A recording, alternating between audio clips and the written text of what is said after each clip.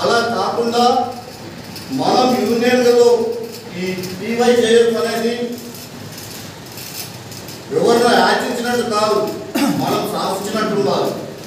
అంటే ఎట్లా ఉండాలి అప్పుడు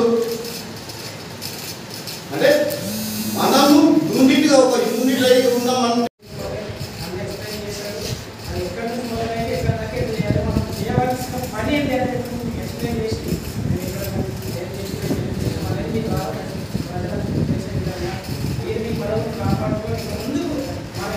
టీవైజేఎఫ్ ఉండే అంతకుముందు టీఏజేఎఫ్లో నేను డిస్ట్రిక్ట్ యూనియన్ ప్రెసిడెంట్ ఫస్ట్ నేను ఈ అదే అల్లనారాయణ మోడీ వాళ్ళ క్యాండిడేట్స్ ఎక్సెట్రా ఇక వాళ్ళు ఇద్దరు